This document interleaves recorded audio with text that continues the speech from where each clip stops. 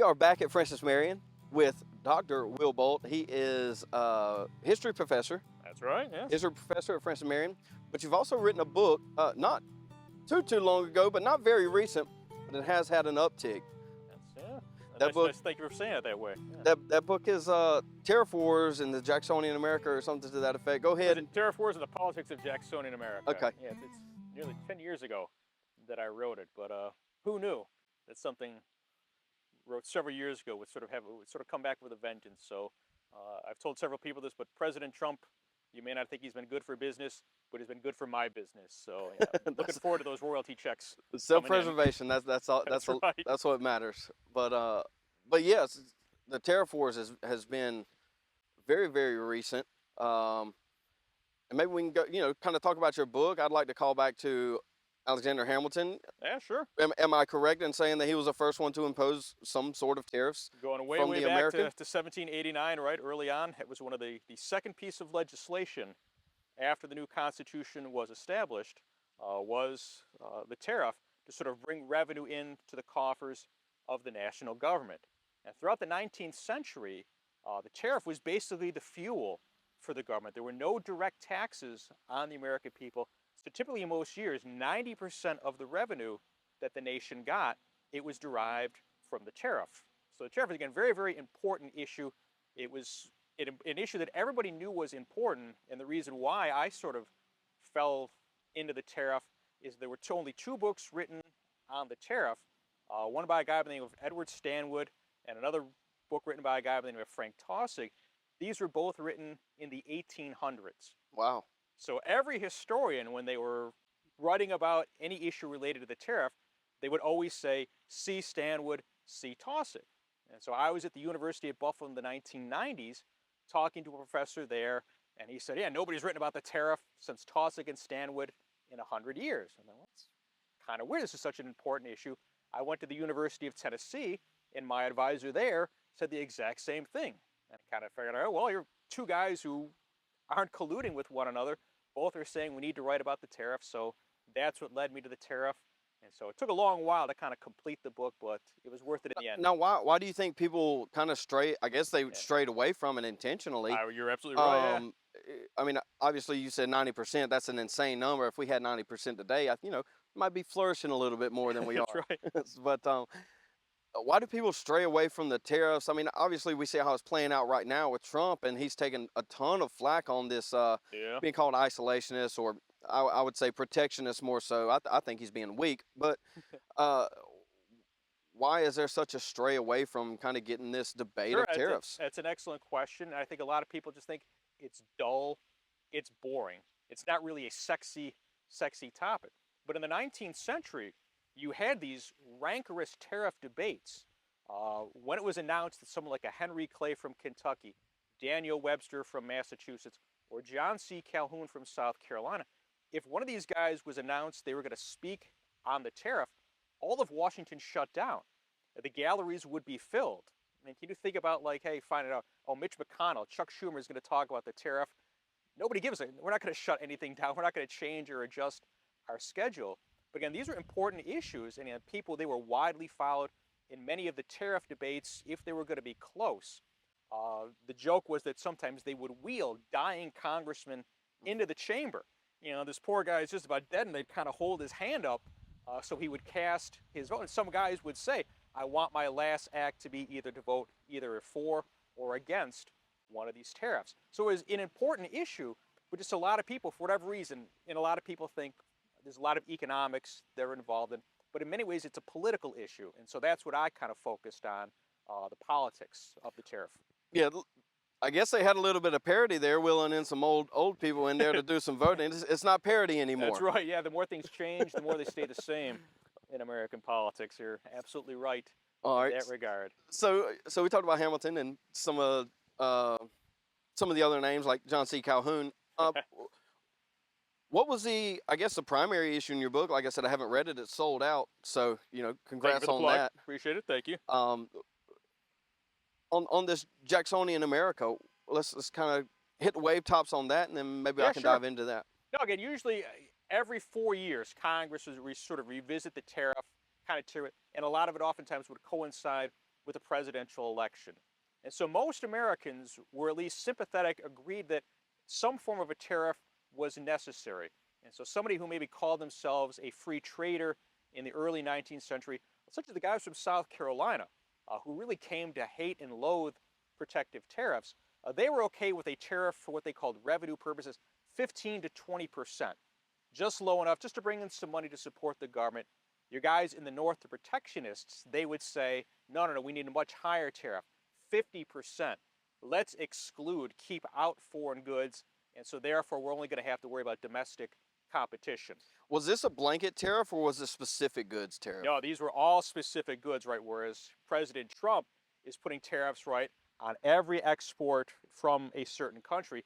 These were all specific. So it could be iron, usually some of the more important issues that had the most important parts of the debate, wool, woolens, iron, molasses. Molasses was a key issue for the tariff. If you have a high tariff on molasses, it's tough to manufacture rum. So now you have to, rum is very, very expensive. Who benefits from that? All of the whiskey distillers in Kentucky. So a lot of sort of 3D chess were being played with these tariffs. Now one of the large events here, maybe we can go ahead and chop this topic off, is the nullification crisis, which I would argue halfway led to the Civil War in itself. Yeah. Okay, what's your position on this? Obviously, this is a debated position. Well, it's the biggest part of my book. And obviously, right, we're here in South Carolina. It's the elephant in the room. We got to talk about nullification. But no, I'll try and give the abbreviated version of nullification, if you will. Congress had passed a series of tariffs after the War of 1812, 1816, and the belief was it was going to be a temporary tariff because during the War of 1812, the British had blockaded, sealed off American ports, so American manufacturers had begun to develop and thrive. And so the fear was after the war, the British are going to dump manufactured goods here in America, sell at a loss to kill off the American manufacturers. And then once the American manufacturers are killed off, the British will raise the prices of their goods. So we put a tariff in place, 1816. Everybody in South Carolina supports it. They think it's just going to be temporary. It's a low tariff, 25%. In fact, a South Carolinian, William Lowndes, wrote it. Well, every 4 years, Congress revisits the issue. And now these tariffs are getting higher and higher, more protective. And the biggest fear for the people of South Carolina was they're exporting cotton. And the easiest way for the British to retaliate would be to slap a tariff on American cotton. And so this would hurt South Carolinians, wouldn't have as much money coming in. And now as a result of American tariffs, South Carolinians had to buy manufactured goods at a much higher price. So in 1828, South Carolina's John C. Calhoun, who had just won re-election as vice president under Andrew Jackson, writes a paper called the South Carolina Exposition. And in this document, Calhoun says that a single state, if they want, they can declare a federal law null and void, i.e. the tariff. And so Calhoun, when he becomes vice president, he writes this secretly. He thinks that Andrew Jackson, he's a Southerner, Jackson is going to work with him to lower the tariff. Jackson was obsessed with getting rid of the federal debt. And so Jackson figured, well, the tariff is going to help me get rid of the federal debt. Once the debt is gone, I'll revisit the issue. And so South Carolina and John C. Calhoun are kind of waiting. Jackson isn't doing anything. So finally in 1832, South Carolina says, all South Carolina ports are going to be free trade. And Andrew Jackson says, a single state can't pick and choose what laws it wants to enforce and which ones it cannot. And South Carolina says, well, if you tell us we can't do that, we're going to secede. And Jackson says, well, if you secede, I'm going to march an army into South Carolina. So all of the ingredients are there for a civil war to erupt at the end of 1832, 1833. And so Jackson is preparing to march an army into South Carolina. But the guys in the states of Virginia and North Carolina say, Mr. President, we don't agree with what South Carolina is doing, but we don't think that the president has the power to use force against a sovereign state. So if you do that, we're going to side with South Carolina. And so the northern governors are saying to President Jackson, here's our militias. Go down to South Carolina and clean house. And so what we finally do is Henry Clay comes forward and works out a compromise And Clay says, all right, we're going to lower the tariff gradually over the span of 10 years. We'll lower it to the level that's acceptable to South Carolina, and then that will restore the peace. And that was how we averted a civil war. A little bit of compromise. Kind of rewind just a touch, and Sure. this may be a niche question. What is your position on the argument that John C. Calhoun made with the nullification, referencing Virginia and Kentucky? The Virginia and Kentucky resolutions, you're absolutely right. This is where John C. Calhoun derived the argument or the idea for nullification. Thomas Jefferson writes the Kentucky resolutions in 1798. James Madison writes the Virginia resolutions in 1798. They both hinted at, and Thomas Jefferson in a draft of the Kentucky resolutions did in fact use the word nullification, but they often use the word state interposition instead, meaning the state would interpose its sovereignty. Now, nowadays, we take it for granted that the Supreme Court is the final arbiter, but there were a lot of Americans at that time, and some even today, who think that this is simply too powerful, too much power to be vested in one branch of the national government. And the argument then and now is 9 unelected officials having the ultimate say about what is and isn't constitution is perhaps a threat to democracy. So Calhoun in South Carolina didn't agree that the Supreme Court should be the final arbiter. It should be the states. They had agreed. They had, in ratifying conventions, had ratified the convention. They should be able to determine when the government had overstepped its bounds, and if it did, there should be a remedy, and if they wanted to, they should be able to secede as well. And I would also like to note that Jackson himself, and probably his most quoted line, is that the Supreme Court has made their decision. Let's see him enforce it. John Marshall's made its decision. Now let him enforce it. Right. Jackson was not a friend, right, of the federal courts. So there's a lot of I would say wishy-washy going on here, you know. And there's no doubt, if Andrew Jackson didn't have bigger fish to fry and the nullifiers in the bank, I think Jackson would have gone after the federal courts. He just ran out of time. Didn't have a chance. Okay, so we kind of push that on. I guess we can get to we want to touch on the Civil War. I feel like that's a deeper issue. You have that's to. a deeper issue. Fine. Okay, so we're 30 years prior to the Civil War right now with Andrew Jackson and this nullification crisis that has kind of created a divide between the North and South, I would argue. Yeah. You know, loosely. No, and the North was most of the North was in favor of high protective tariff. Just because about they're everybody industrial. in the South. Exactly. The North this is where all the manufacturing is. It certainly benefits the northern economy. The South is, of course, still mostly plantation agriculture. You do have an industrial beachhead in parts of the South, Richmond, Nashville, Atlanta, but by and large, most of the South is in favor of low tariffs. All right, and so how did that roll into the start of the Civil War and the succession that was threatened during Jacksonian America? So the Compromise Tariff of 1833, which prevents the Civil War over nullification, removes the tariff for 10 years. But in 1842, at the earliest possible moment, the Northern protectionists once again revisit the issue and include another very highly protective tariff. Even had the tariff of 1842 even protected, here's where we'll get in trouble, American pornography, which begs the question, what constituted pornography in 1842? So you have a high tariff in 1842, then in 1840... That's a good question. Right, so some saucy literature or an obscene painting. I never really went down that rabbit hole. So okay, probably as a better good than Southern Baptist. Yeah, I'll leave that one alone. But 1846, you get another tariff, but the 1846 tariff, the Walker tariff, lowers the tariff. And so this now sets a trend, and then in 1857, you lower the tariff again to a very, very level that's acceptable to the South. And the tariff is basically removed from American politics. The reason why is because you have the discovery of gold in California in 1849. You have a booming economy in the 1850s. And so with a booming economy, this sort of settles all of the economic issues in America. We're not talking about the tariff. We're not talking about banking. We're not talking about public lands. All these major issues from the 1820s, 30s, and 40s are suddenly divorced or removed from American politics. And the only thing that's left to argue over is slavery. So the 1850s, this is the main issue. Once the Civil War starts and the South secedes, one of the first things the Northern government does is they pass another tariff, the Morrill Tariff, in 1861. They're able to do this because all the Southern opposition is gone. They've seceded. So the North basically has carte blanche. They're able to do whatever they want throughout the Civil War and then most of Reconstruction. You have 30, 40 years of high protective tariffs at the end of the 19th century, because once the South secedes, it's like what I always said when I had my daughter, once the toothpaste is out of the tube, you can't get it back in. Right. So it takes a long time to sort of unravel and get us back to lower tariffs, not to the start of the 20th century.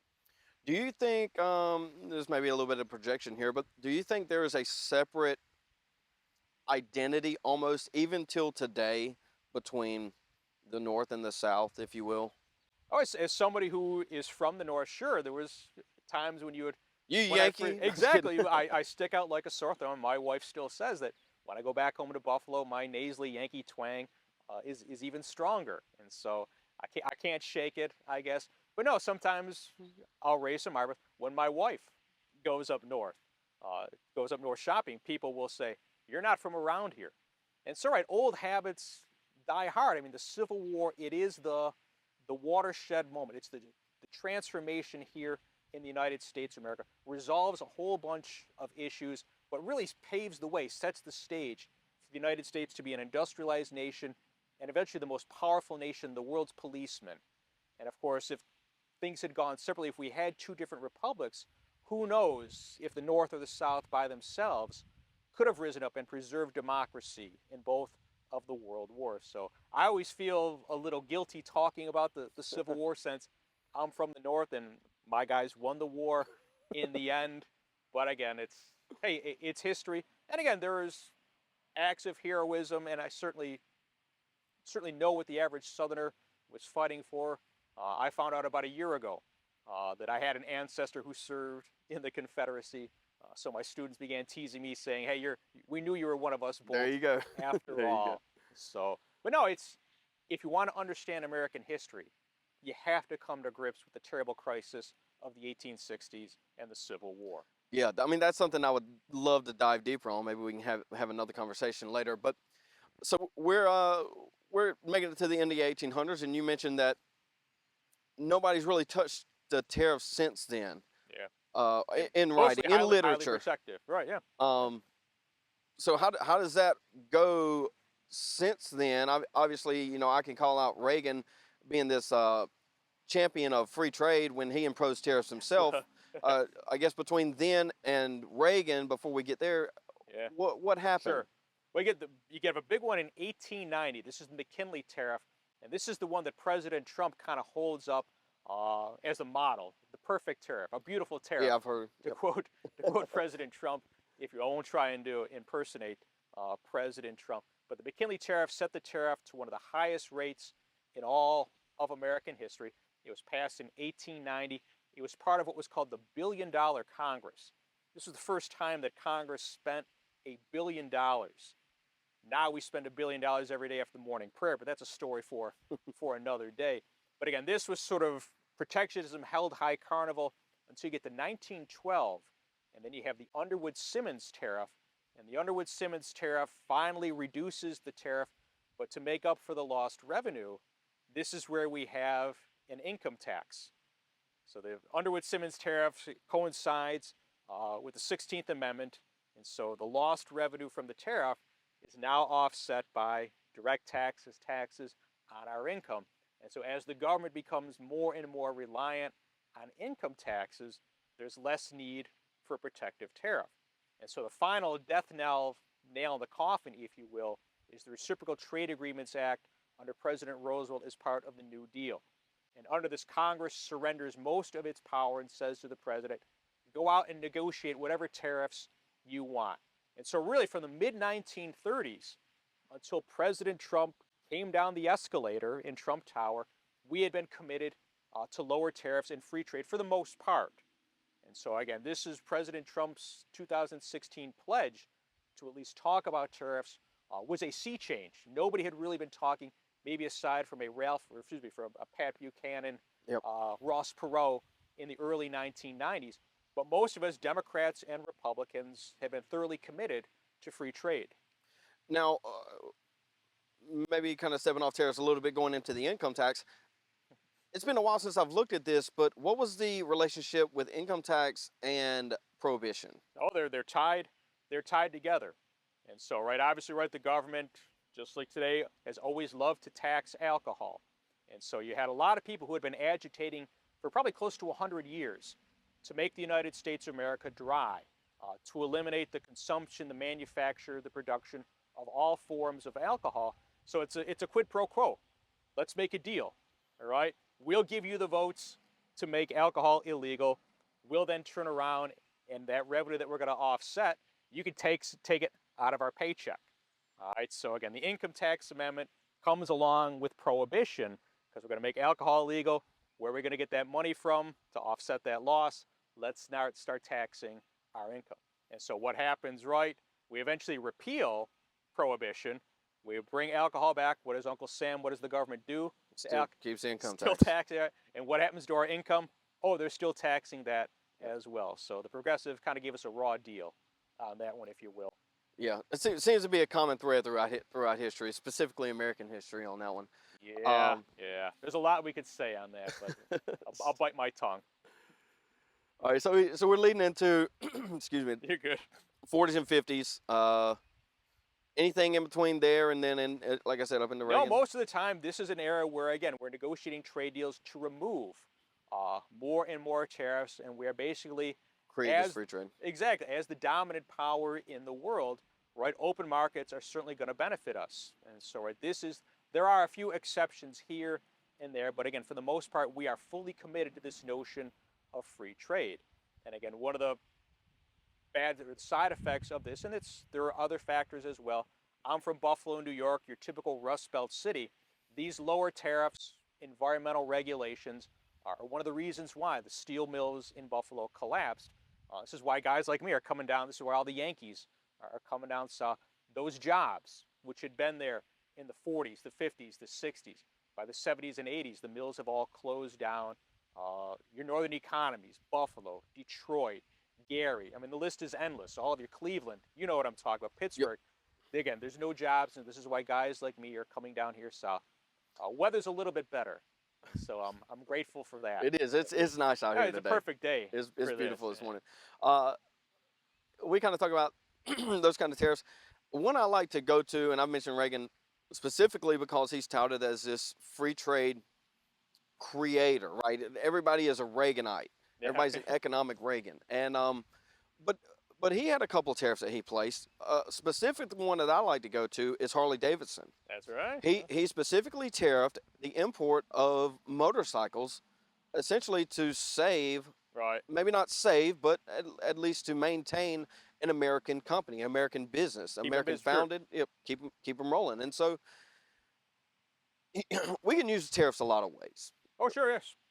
That's one way that I think we can all agree on, that we ought to be able to agree as Americans that tariffs should benefit Americans. Sure. No, certainly domestic production, American businesses that may be struggling, right, with cheap labor in other parts of the world. I think there would be a consensus that most Americans would say, yes, this sort of tariff is fine by me. I'm willing maybe to pay a little bit more to keep these jobs here in America, to support these tax-paying Americans. And so you're preaching to the choir. So why is that? Why do you think that's not something that we can agree on? Is it just a package deal that comes with all this other baggage now? Well, again, a lot of it's probably in legislation. They call it Christmas tree legislation. So if you start saying, all right, we're going to protect this industry, then somebody from another state, another district will say, well, wait a minute, what about my district? You got to help me out as well. And so it's with Christmas tree legislation, you keep attaching all of this stuff, and what happens? It gets too big. Then the tree collapses in the end. And so anybody who doesn't get a seat at the table or doesn't have their industry protected as much as they think it should be protected, they can say, this isn't for me. I'm going to vote against it. So it's kind of tough kind of piecing this jigsaw puzzle together. It's like Jenga, like one bad piece, and then the whole thing collapses on you. So you're arguing against lobbying, basically. Well, I mean, hey, this is, nobody likes the process. Yes. I mean, we all know kind of what goes on behind But again, this has always been a part of tariff legislation. Going back to the 19th century, the lobbyists would come to Washington, D.C. There were many industrialist businessmen who got elected to Congress, and they're there for just one reason, just to make sure their district or state gets as much protection as possible. They wouldn't even be in Congress if they were debating other issues. They'd be like back home managing or running the factory. But if there was the debate on the tariff was going on, they were there. I mean, that would be progress if that was the reason we had politics in D.C. now. A little bit of self-service they have going on. Yeah. It's the game, but it's been going on for generations, and everybody's a fiscal conservative when they're in the minority. But when you're in the majority, when you control the levels of government, spend. That's exactly what I like to say. Everybody is a fiscal conservative until it comes down to them. Right, exactly. And then everybody's a fiscal liberal. Maybe not everybody, but the vast majority. I mean, that's how we're going to get our financial house in order. You're going to have some guys who are going to say, well, yeah, we're in power, but we got to make these tough cuts. I mean, it's not a matter of if, but when. Yep. So, I've had conversations with someone like Robin Talon, which was around Congress when NAFTA was passed, and he was a little bit of a, maybe not, he was a lot against NAFTA, and so I guess how did NAFTA get pushed through? The effects of it, which I think you've already mentioned some of those, specifically with the Rust Belt and the steel mill industry, and then I'd like to touch on some of the effects that it's had on South Carolina, at least from what I can see. I'm young, I didn't go through it, but there's still remnants of what NAFTA has done to the Carolinas. Right, it's funny. It's one of the few things that a guy from Buffalo, New York has in common with people from this here. Of course, the textile industry was so big, so thriving in this part, in the PD region. And of course, NAFTA, in many ways, killed it off, shipped all of the production overseas, and who knows, the remnants, the jobs, the carnage. Someday there'll be a final reckoning of that. But NAFTA was passed to wide fanfare. Lots and lots of unanimous bipartisan support, removing the final trade restrictions between the United States and Mexico, and really just kind of ushering in even more free trade between the United States and other parts of the world. The few guys who kind of opposed it, your Pat Buchanans, your Ross Perot's, they were sort of seen as cranks. They were out of touch with the rest of the country. And those few guys who kind of stood up in Congress and said, I'm not sure this is the way to go, they're having the last laugh right now. But again, this was bipartisan, nearly unanimous support in 1993, 1994. Big initiative under President Bill Clinton. Say what you want about President Clinton. He's the only president who can say the economy grew every year he was president, whether it was him or Alan Greenspan. That's a debate still to be had. But NAFTA was, and the tech boom, one of the reasons why we had this big economic boom. Nobody really cared. It was really paying much attention to the siphoning, the loss of all of these jobs. Most Americans were saying, have you seen my 401k? Look at my retirement account, right? Unemployment was low for the most part, low inflation. As someone who lived through the 90s, it was a boom time. I was in college at the time, and it was a very, very optimistic, a good time to be around and living in. And I think we're noticing now that it's not sustainable. That's right. No, our chickens have come home to roost. It's not sustainable, and I would be one to say that Pat Buchanan was largely correct on almost everything. In the end, that's right. And there was a famous debate. Ross Perot challenged Vice President Al Gore. And most people say that, well, Gore got the better of Ross Perot. It was a big CNN debate. But in the end, Ross Perot probably had the last laugh. Those guys who were coming out and calling for protection, saying, this is bad. And some of them were calling. They say, hey, this is going to lead to the loss of many jobs. Jobs are going to be shipped overseas. In the end, these guys were right. And so we're trying to unwind that clock right now, if you will, with President Trump. It's still too early to tell. President Trump is kind of even walking back from a lot of the tariffs. He's been pressured from Wall Street. But again, you're going to have to be, it's going to take a long commitment of several years to keep these tariffs in place to see if they're going to work or not. And I'm afraid we might just cut bait and run too early. So finally, we're kind of caught up to present day. Trump's enforcing tariffs, or at least threatening to rather. Yeah. A little bit all of the above here. He's recently pulled back on a lot of that. I think he's kind of been weak on that. You know, he issued the threat, right, and then pulled it back on a Wall lot Street of didn't issues. like what Wall he was Street didn't doing. like it. Some very rough days. And Wall there. Street carries a little bit of power when Just it a comes little to bit, decision making at DC. That tells you who has a lot of the power even in this country. And if you indulge me, 1873, we have a massive panic in the country. President Ulysses S. Grant, the hero of the Civil War, Yep. asked the guys on Wall Street, the bankers, what can we do to get the country, the economy moving? And they said, we'll be happy to help you out, Mr. President. We want you to come to New York City. So the President of the United States has to go up to New York City with his hat in his hand, basically asking the bigwigs, the robber barons, the guys on Wall Street, what do we do? And so it tells you who really had the power. Not the elected officials, but it's the money men. And a lot of that, we still see that even today in the United States of America, sadly. Do you think that is a product of the monetary system that someone like Hamilton structured? Or is it just a natural, it's just natural regardless? Maybe make, I mean, democratic capitalism has been good for many of us. But those really at the top, with economic power comes political power as well. And so if these individuals, if I contact any elected official, right, the administrative assistant, the secretary is going to write it down. Maybe I'll get a form email or a letter.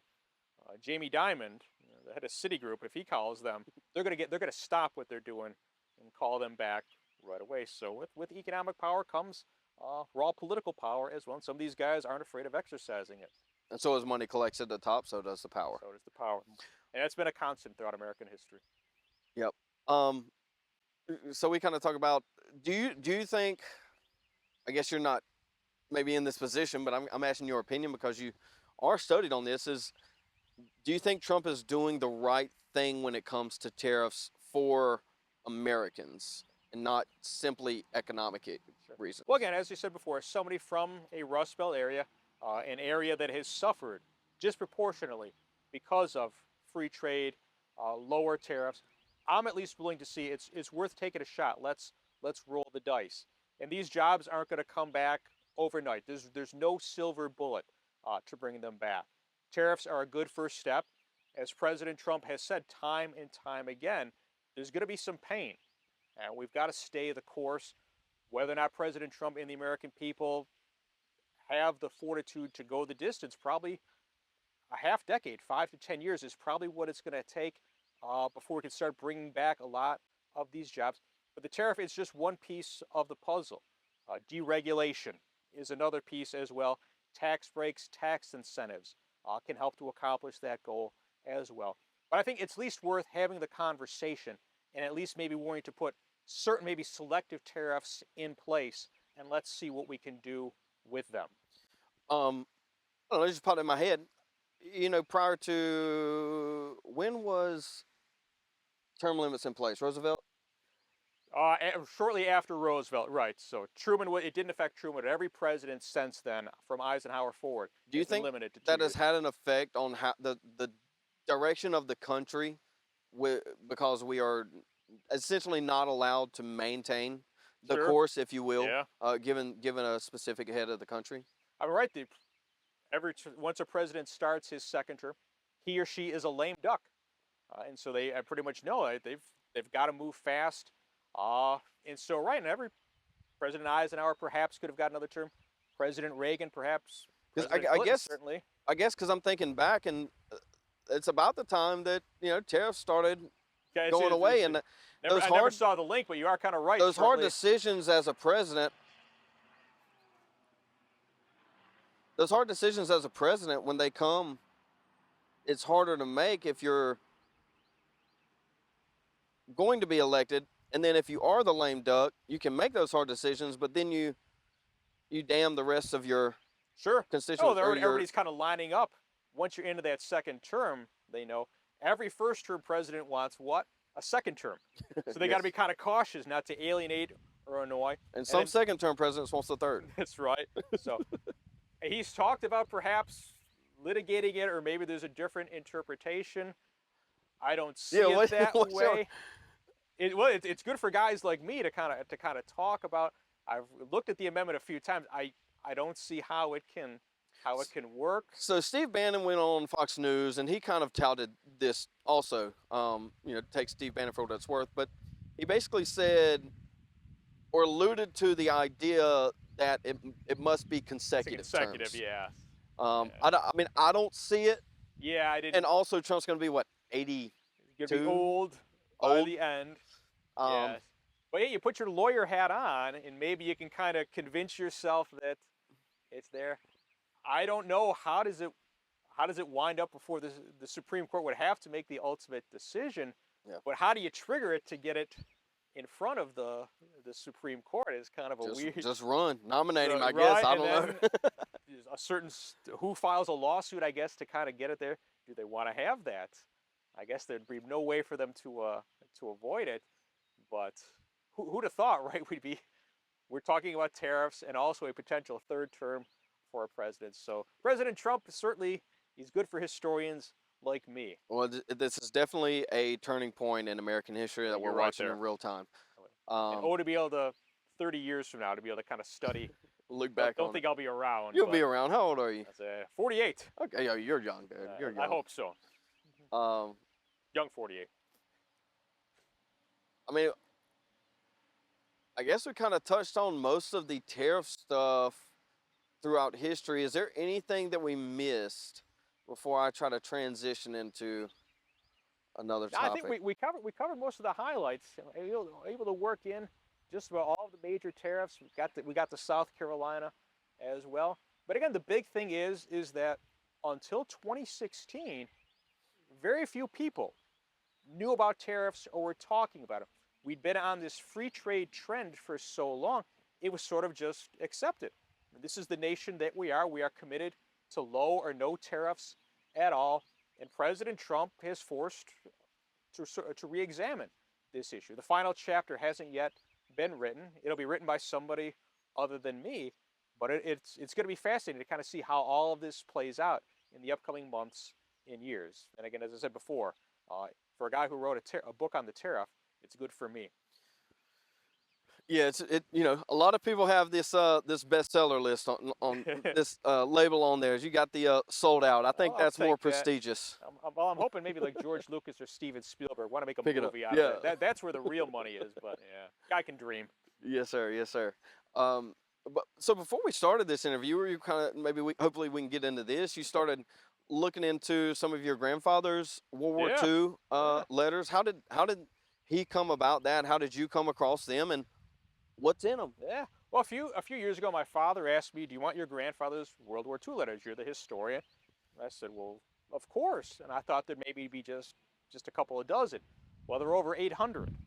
And so my grandfather, just about every day, from as soon as he was inducted, as soon as he was drafted, he did everything he could to try and get out of serving in the Army. But Uncle Sam got him in early 1942, right after Pearl Harbor. My grandfather wound up as combat infantry, did some training at Fort McClellan in Alabama, then went up to Fort Devens in Massachusetts, Camp Pine, present-day Watertown, Fort Drum, and then to Camp Pickett in Virginia, where he did amphibious training. And my grandfather was a part of the amphibious invasion operation, the invasion of Sicily. And so my grandfather came under fire. Said one of the worst feelings for a soldier is when your gun jams. But he survived the invasion of Sicily. That was Mussolini. That was Mussolini, okay. Yes. And then he got, I'll clean it up for you, he got the GI poops. He used a different word to describe it in his letters, but he contracted malaria, and by the time he recovered, he was reassigned. His unit was the 179th, which was the current, or nowadays, the Oklahoma National Guard. And the 179th was at Anzio and suffered the highest casualties. And so I always said to my father, well, if Grandpa had been at Anzio, he would have stopped the American retreat. He would have taken the American flag. And my father said, oh, heck no, he'd have been leading the retreat to the rear. But he contracted malaria and was reassigned to the 3rd General Hospital. And so he essentially was a staff officer, rose all the way up. He was a sergeant. But the story was, an officer came forward and asked, does anybody know how to type? And my grandfather looked around and nobody put their hand up. And so for the rest of the war, safely behind the lines. And when his mother asked him, are you in danger? He said, don't worry, I carry a typewriter, not an M1 Garand or Garand. So he was safely behind the lines typing medical reports. His big fear at the end was that he was going to get sent to Japan. And so after Germany surrendered, but when Harry Truman decided to drop the nuclear bombs on Japan, my grandfather was a big fan of President Harry Truman. It meant he didn't have to go over to Japan. But the letters had just been in a box. My great-grandparents had preserved them. They gave them to my grandfather when he passed away. My dad took possession of them, kind of forgot about them, and said, hey, there's a historian in the family, so I've been editing and transcribing. It's been a labor of love, and hope to have them, going to publish them in another year or so. That's like a gold mine for somebody like you. And he never wanted to talk about the war, and you certainly can't blame him. He saw some things over there, and so there's a lot of good stories, good humorous anecdotes as well. And a lot of them are like that, and I think those stories die with them, which is sad. Yep. I've gotten to know and see a side of my grandfather I never knew. Yep. Many years after he had passed away. I think that's something we should definitely kind of preserve in the future when it gets here. I mean, I've gone myself and tried to film and record some of this stuff. So I'd always preserve your emails. You have to. You never know. Just put them up in the attic. Somewhere down the road, your kid, your grandkids might get a kick. And even yourself, you go back and look and say, oh, yeah, I remember this individual, this person. All right, so you're going to publish this thing. Maybe you can give us a little insight into what's inside of them, kind of behind the lines. Is it more of a diary? Was he reporting, typing out reports? Or the first part, he talks all about basic training, having to qualify. The weapons that he used, they put him out, I think, with a BAR, and at one point he hit the target 6 out of 200 times. So he said, I'm not going to be in the sniper corps. But no, he had never fired a gun before from Buffalo, but it took him a lot of time to kind of qualify. And he said there was a nice sergeant who worked with him, taught him how to shoot, did all sorts of training in various parts of the country, got overseas in 1943, came under fire in the invasion of Sicily, and then went through several of the little towns, and he talked about seeing guys next to him getting shot by snipers. And so probably a harrowing experience for the guy. But then, of course, he got sick with malaria and was reassigned, and so was with a hospital unit. So was safely behind the lines, and this gave him, he would oftentimes write in the letters, he met some Hollywood celebrities, would come through for the USO, but he'd always talk about what movie they got to watch. So he had a very cushy, comfy duty for the last couple of years of the war, but was always afraid that he could then be reassigned. He was sure that he was going to wind up over in Japan and was going to be back in the infantry. But of course, Harry Truman's decision, probably why he voted Democrat the rest of his life. Truman prevented him from having to go over to Japan. We don't have to necessarily dive too deep in this if you don't want to, but there's been a kind of a rise in this revisionist, if you will, of World War II. Tucker Carlson's had a couple of pseudo-historians, if you will, not necessarily Harvard educated, but I don't know how much the credentials carry anymore. So I guess the question is, specifically with respect to Churchill, was he this grand hero in your eyes that everybody wants to claim him to be? Churchill, I mean, he's a tough, stubborn guy. And I think, at least from my understanding, if Churchill doesn't replace Neville Chamberlain, then probably Great Britain falls and collapses at some point. And if Great Britain falls, it's probably only a matter of time before the Axis powers are knocking on the door of the United States of America. And so Churchill certainly, and I think President Roosevelt, in my opinion, doesn't get the credit that he deserves for, in the build-up to World War II, getting us ready, reinstituting the draft before we were sucked into World War II. So we didn't have the draft prior to World War II at some point? The draft came in place even before Okay. Pearl Harbor. And so Roosevelt kind of sensed the Lend-Lease Act with Great Britain. Again, we're providing the Allied powers, Great Britain, Canada, the Soviet Union, with arms and weapons, but we're gearing up our factories ahead of time so that when the time comes, we can mass produce the guns, the tanks, the planes, And so Roosevelt had the clairvoyance. At some point, we're going to have to deal with the Germans and the Japanese. And I think he doesn't get enough credit for that. And so, if I put my economic historian's cap on, it's not the New Deal of Franklin Roosevelt that gets us out of the Great Depression. It's World War II. That's what finally gets us back to the 1920s levels economically. Yes, war is good for the economy. Yes, you can't deny that. Yes, a lot of the things we could have said, but yes. The military-industrial complex is a key part of American society. It isn't going away anytime soon. Okay, we can kind of touch on that. I guess since, let's say, Desert Shield, Desert Storm, we've kind of been on a downtrend with the military-industrial complex, I would say. Unraveling, yeah. Maybe later, 2005, 2010. It ramped back up. But now you got someone like Pete Hegseth in there that's trying to reestablish social norms that were there, in that era, I guess, trying to build up this more manly military. Right, yeah. And also at the same time, sort of reverting almost to an isolationist policies, like scaling back our commitments. Have we kind of seen that in the past? I think this is another new thing with President Trump, that for most of my generation, I'm from the Cold War era, you needed a strong, powerful military presence. And certainly we can, you don't want to go into detail about some of the current policies of the military. This is very, very controversial. Yeah. But again, the fact that we're sort of reevaluating our alliances and how we treat other nations, our allies throughout the world, is something novel. It's a way they have to kind of carry their own water, if you will. And again, this is something that nobody really had thought about. Whether it's the right decision or not, time will tell. But again, it's another thing that makes President Trump unique. Yeah, he's very unique.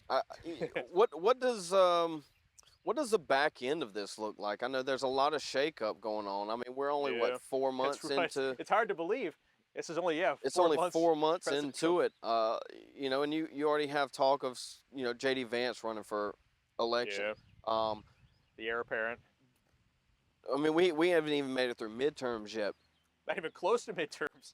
Yes. I guess can we sustain this chaos, this volatility, if you will, politically? And then, I guess, what's your position on what the future looks like? I'm always an optimist, and I still believe America's best days are ahead of us. And others maybe say we're on a downward trend, but I tell my students, don't sell the United States short. I still think, where else would you rather be than right here, right now? I think we're very, very blessed. I love this country. I love the state of South Carolina, that we have the freedom to be able to come out here and do this. A lot of other countries in the world, two guys just sitting out here talking freely about the government, the good and the bad, looking over our shoulder. And so, we take a lot of this for granted. Yes. Many people in the world would kill to be able to have these rights and these privileges that we have. And so I'm still optimistic about the United States. Yeah, I'm definitely thankful for my fathers and grandfathers that have kind of laid this groundwork for us to and yourself as well. Be able to have this conversation. Thank you for your service. Thank you. And is there anything else you kind of want to touch on before we close this out? I feel like I'd like to thank you very much for this opportunity. This has been a lot of fun. Anytime we could get out and talk, particularly tariff, but just American history. Yes, sir. There's just so much of America. There's a lot of people who weren't exposed to it. But anytime we can kind of get the word out, that's good for us. And so I'm in your debt. Thank you, sir. Yes, sir. Thank you. Okay, appreciate it. Thank you very much. Do it again.